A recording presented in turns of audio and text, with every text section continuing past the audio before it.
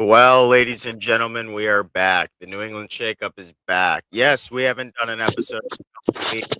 We are literally here today to break down what is expected for the New England Patriots during the playoffs, what is expected, a couple things, and I probably will touch on at the end just because we're so happy about what's going on.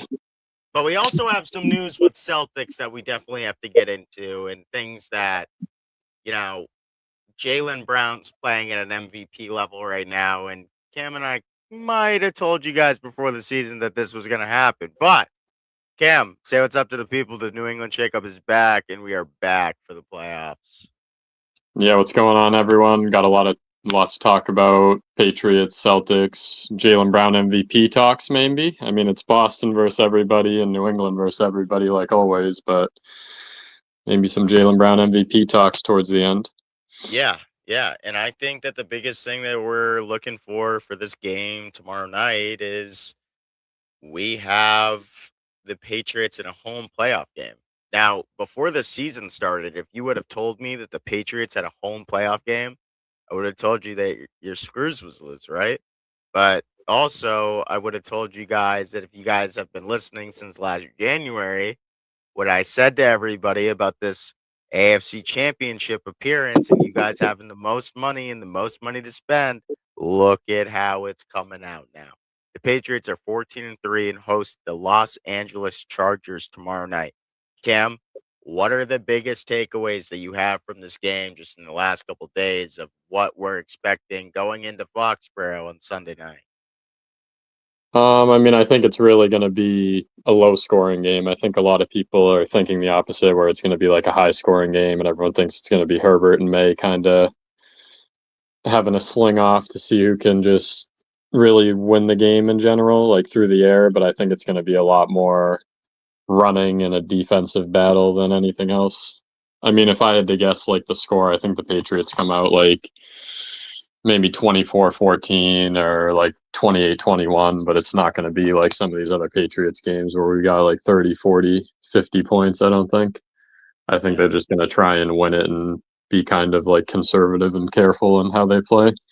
Yeah, But and what's the takeaway that a lot of people in New England are so afraid of is that Stephon Diggs, Christian Barmore have been making the news, and Cam and I haven't been here for a couple weeks to talk to you guys about this, but Christian Barmore is possibly going to be suspended next year.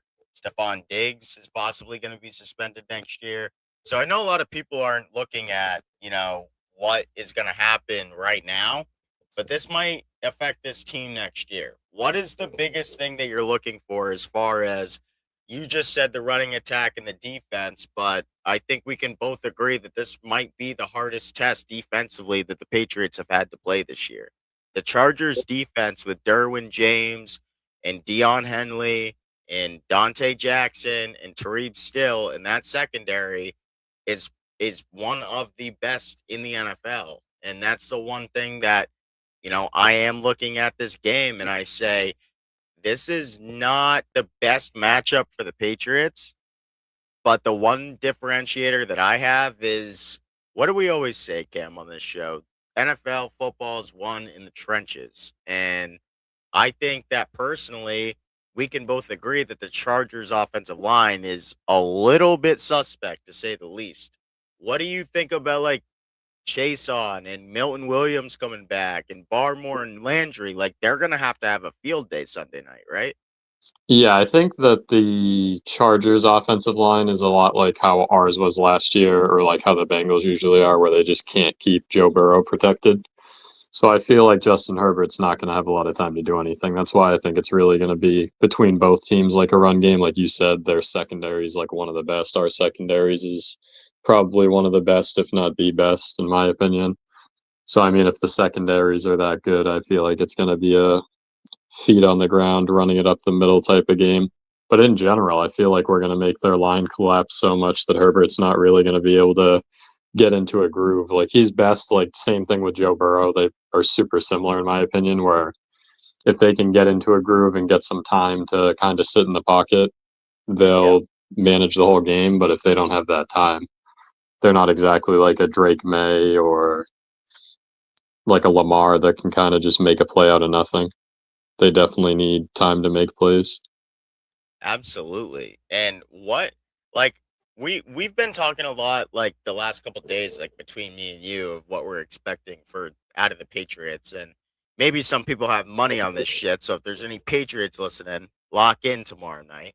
But my one question to you is like nobody's talked about the coaches, right? Like everybody keeps talking about the players, like Drake May, Diggs, Henderson, everybody on the Patriots, McConkey on the Chargers, Keenan Allen, right?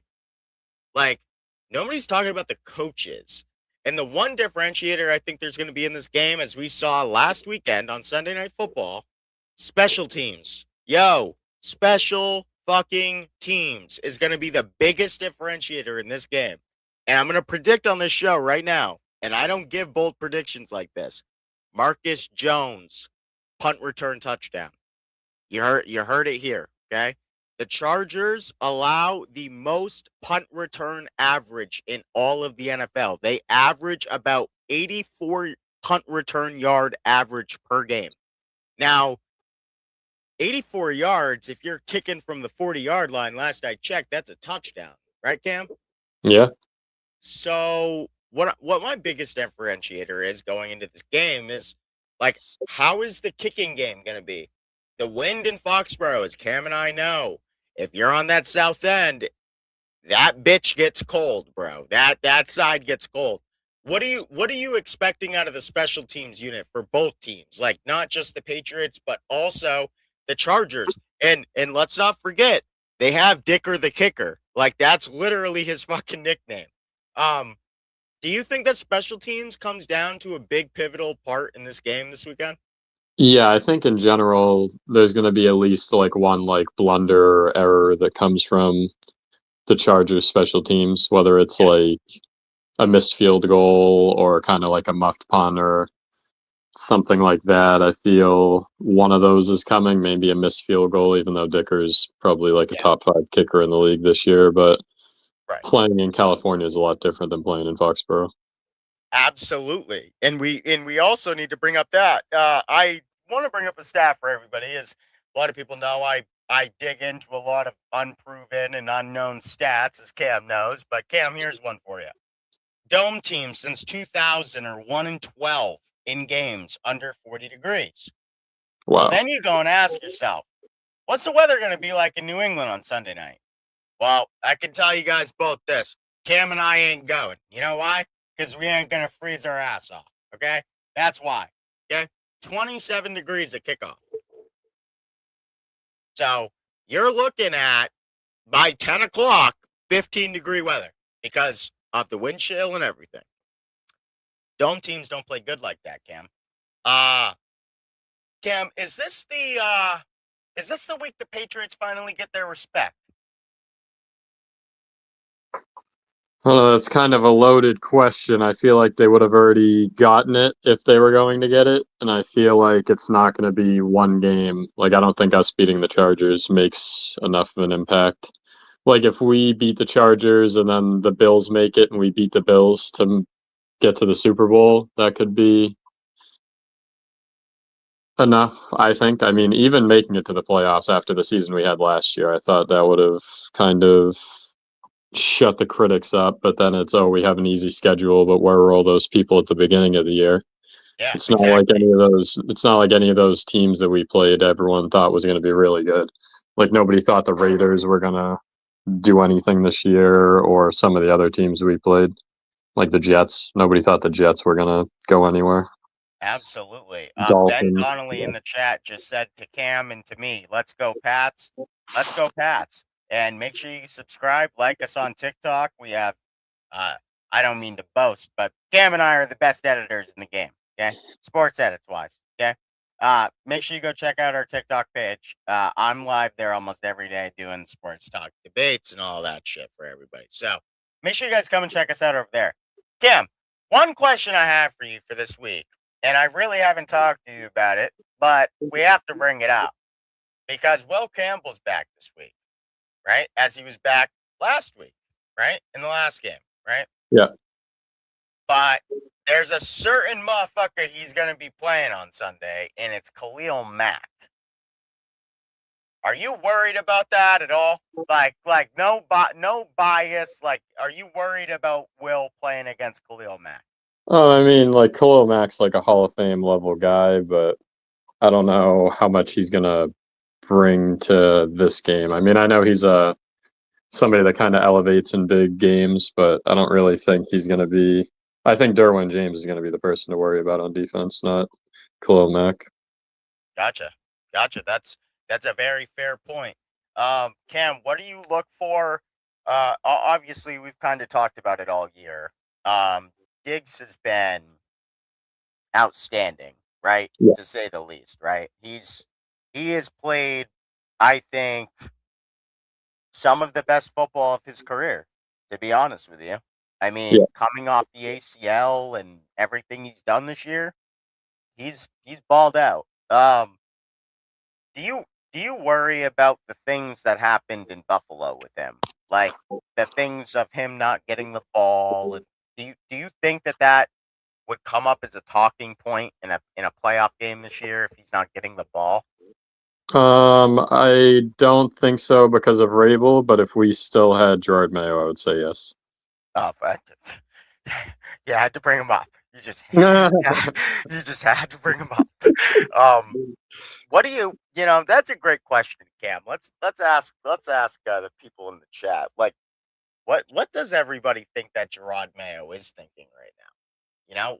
What does everybody think that Gerard Mayo is really getting out of having um not that team anymore? And you look at just like what they did for Mike, but they didn't do it for Gerard. And Cam and I have talked to you guys on the show before. What do you think Gerard is thinking right now? Like, do you think Gang is like just not in it now? Like, do you think he's just fine with seeing this team succeed after he couldn't do shit? Like, what do you think, bro? No, honestly, if I was him, I'd be super pissed. But at the same time, he had to know that he was getting thrown to the wolves. Yeah, yeah, absolutely, They absolutely. needed a scapegoat for that year, and he was the perfect person. Oh yeah, Sadly, absolutely. Um, what we really haven't talked about it on this show that much, but Cam, I think we gotta send a huge thank you to Robert Kraft, right? Like, for making that promise to us in March before free agency started. Uh, Thank you, Robert Kraft, for going out and spending the money and doing the things that you weren't doing in the past with Belichick, right? Because it was always the Patriot way and figure it out, and we'll pay guys less to come here and win, right? What what is the biggest difference that you see between Vrabel and between the years that Belichick was trying to develop talent those last few years?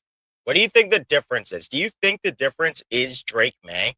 Or do you think it's just Vrabel as a whole and his coaching staff? honestly, I think as stupid as this might sound at first, until I get into it a little bit, I feel Mhm. like players would rather play for Vrabel than play for Belichick because they know he's played, they know what he's gonna bring as a coach, and not that people didn't know with Belichick, but when you got in with Belichick, you knew you just had to kind of stay in line.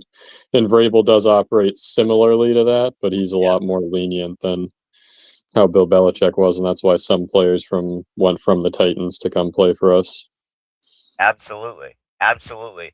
Now, do you think that there's one pivotal guy like on offense for the Patriots? Like, let's not give the obvious of like a Diggs or a Yeah, Henderson or a Henry. Like who's gonna be that no name guy that shows up in the playoffs for us? Is it gonna be Booty? yeah. I mean, Booty is definitely a solid pick. I mean, I know this is the obvious answer, but I feel like Hunter Henry is gonna be Yeah, the piece that either gets us over the line or gets us stopped. Because like any of the games he had a really good game, we killed the other team. Any of the games he had like kind of an average game, it was close. yeah. But I mean, Ben Donnelly that's in the just the chat. NFL the last few years. Whoever Yeah, can get more out of their tight end. absolutely, dude. Ben Donnelly in the chat said Mayo did what he could in the first post Belichick season. He was the Rob Renicky of the Patriots. That's that's a That's solid. That's like solid. spot on. Yeah, Ben. Yeah. Great take there, my guy. Cam, is there like any what do you think the role is for Kyle Williams in the playoffs? Like, do you think he could get snaps over a guy like DeMario? Like, just because of the speed factor? Like, I'm not saying DeMario's not fast or anything. It's just it feels like that Kyle Williams guy is just like on a different level with I speed. feel like from what he's shown already, he'll get some snaps. I mean, more than Pop Douglas, I don't really know, but I feel like they'll get a similar amount of snaps throughout the game. Because Vrabel Uh, does a really good job of kind of like rotating Right. the wide receiver room through. That's why it's not like we've said this all year. Like, it's not a one guy offense. You know how Yeah, like some teams like Seattle, for example, right? Like they're like a one guy offensive team. Like they're gonna feed Smith and Jigba until until Sam Darnold throws 5 picks, right? And then they're yeah, gonna start running the ball, right?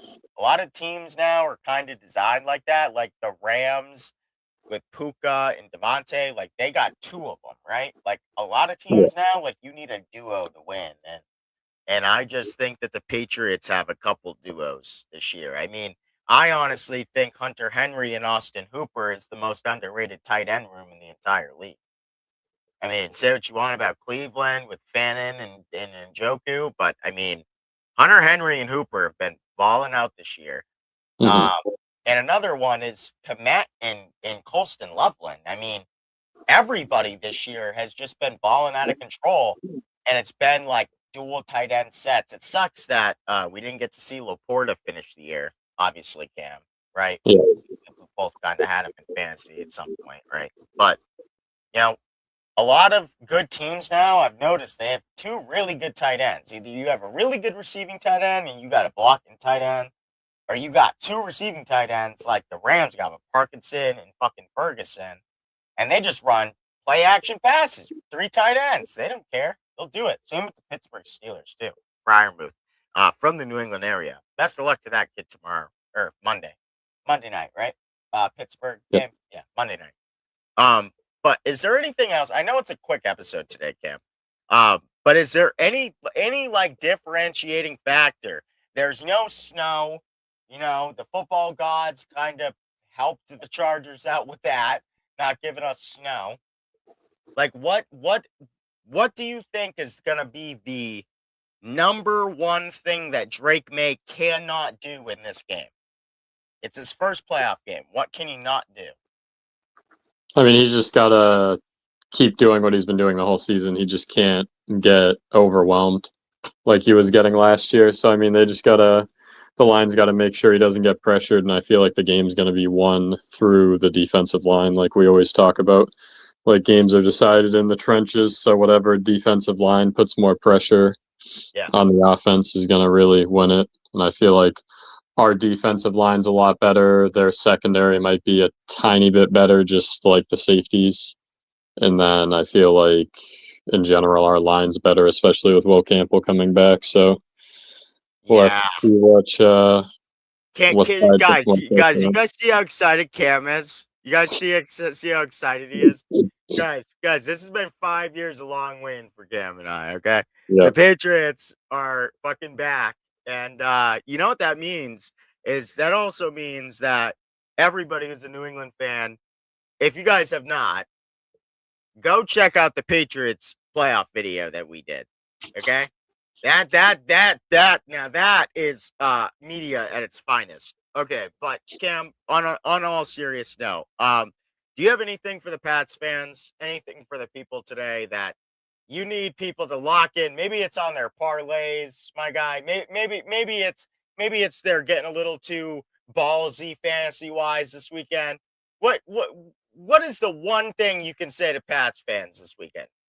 Who is your um your bust of the week or your breakthrough of the week for the Patriots? Who is it?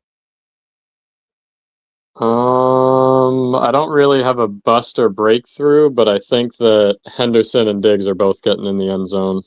Oh, see, now when Cam gives a lock like that, guys, that's when you know Diggs and Henderson are getting in. Cam, on that note, do you have anything else to say to the New England Patriots fans? And maybe you're not a Pats fan. Maybe you're just a football fan. Maybe you're mad that the Patriots are back. Maybe you're mad that we had a 20-year run and took 5 years off and now we're back with a I don't want to say a better quarterback. I am not going to say a better quarterback. But but but Drake is doing things that not a lot of kids have done in their second year. I saw something the other day. This guy, this kid May, is in stats with Mahomes and Marino in Montana in their second year. I will pull it up. You guys will see it posted on TikTok. Make sure you guys go and like the post because it will blow your mind because I look at completion percentages like through like 20-year runs, right? Like it could be a player played for 15 years and then took 5 off, like Philip Rivers, and then just decided to come back and light shit up. Um, but Drake May this year is completing 71% of his passes. That is like Drew Brees level. That right there, 70% completion percentage. You can't tell me that that is not replicated in Josh McDaniels' offense because you look at what Brady did for 20 years in that shit, his completion percentage was always at like 67, 68%. But it never broke 70, bro. It never did. That's why I think that Drake May and the Patriots have found themselves a very special quarterback. Cam, is there anything else that you have to touch on today for the Patriots people? Anything you want to say? Maybe it's that you want to say, good luck, everybody, and we'll talk to you guys Sunday night after the game. Or maybe it's, you know, I'll see you next time, man. What do you got to say to the people today, man? All I gotta say is I want to thank everyone for listening, even though we took the time off, and we will definitely be more consistent with like 1 or 2 episodes a week going forward. Yeah, definitely, guys. And I'm gonna give a hot take right now. Yeah, because Cam and I, we've been boys through and through, right? If the Patriots win the Super Bowl, New England shakeup's going to be a little bit more happy. That's all we're just going to say right there. We're going to leave it at that. But the New England Patriots are in the playoffs, ladies and gentlemen, and they are playing the Los Angeles Chargers tomorrow night, Sunday Night Football, 8:15 p.m. Make sure you guys are there, and maybe you guys come and check out the Not Move podcast. Also, some of our friends over on TikTok streaming the games, doing everything over there as they're doing because they fucking love New England shakeup, and they also love Cam, and they also love us because we're the best. We are the fucking best Patriots podcast. No, no, man. You guys just got to tap in. Everybody's got to tap in because you guys got to hear the facts that we're spewing to the people. Cam, salute, my friend, and we will say what's up to the people tomorrow night after the Patriots whoop the Chargers' ass because we are back. The Patriots are back. And New England Shakeup is out. Guys, have a great, great, great Saturday. Hit your parlays. Make sure you guys don't go one leg over, as the people in New England would say. But guys, thank you so much for listening, and we are out. Peace.